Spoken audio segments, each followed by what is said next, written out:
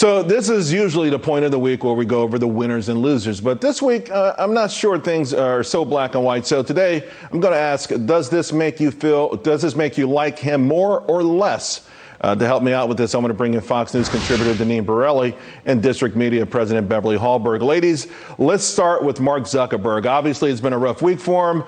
He's in major damage control after that disastrous earnings report. But there are also reports that say the normally robotic CEO teared up while he was addressing his employees. The company says that he actually scratched his eye, wink, wink.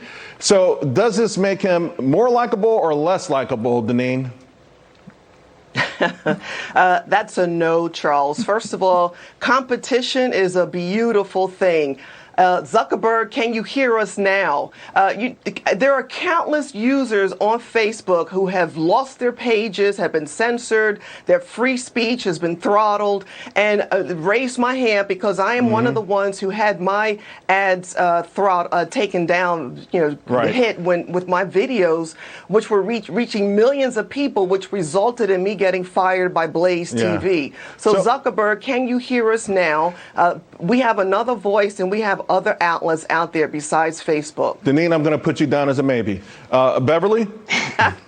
Definitely a no. Look, if this hadn't happened while Facebook had a disastrous week, maybe people would give him a little bit of it out. But the timing is suspect. And here's the thing. Just host an audio call. Make it a conference call. Don't add the video. They gave a warning ahead of time. It was bad optics. He didn't have to do this. So let's talk about another billionaire, Jeff Bezos. Now, there are reports there's a historic bridge. They're going to dismantle this thing. Now, he's going to pay for it, and I guess they'll put it back together in the Netherlands. But they want to make room for this $500 million super yacht. And a lot of people are like, huh?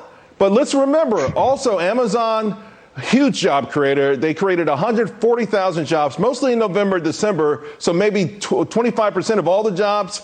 So which one matters more to you? Which one changes your impression of the world's richest, second richest man? The needle keeps moving. Beverly?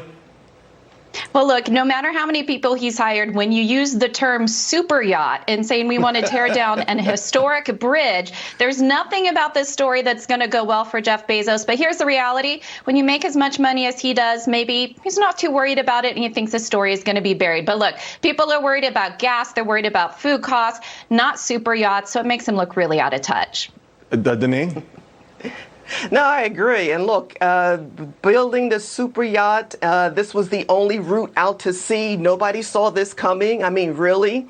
But the locals are not happy about this, Charles. I've been reading different news stories about it. We'll see what happens. But Jeff Bezos could lose a lot of people over this decision. I tell you what, that yacht is just mind-boggling. It is a city floating on the ocean.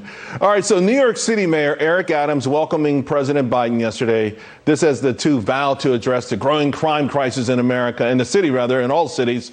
Now, Adams called himself the Biden of Brooklyn. He says this because they're both blue-collar guys, and he knows that the president would say Eric is his favorite mayor. Golly, Deneen, does this make him more likable or less likable? Do you really want to be the Biden of anything right now?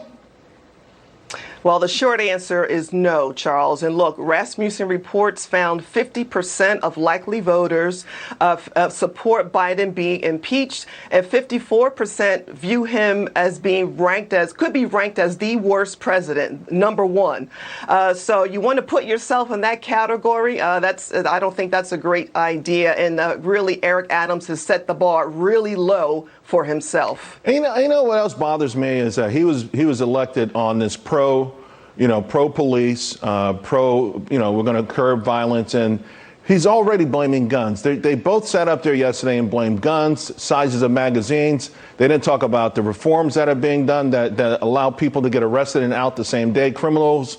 Beverly, I mean, that's the part that really angers me. Is this really what you promised us something else and we're getting something completely different?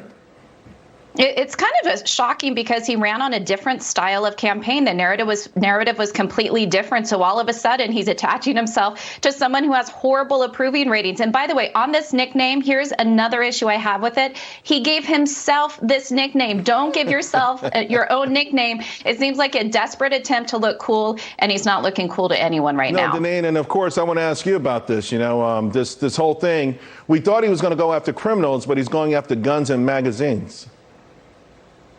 It's ridiculous. The soft on crime policies are killing New York City and killing innocent citizens and tourists.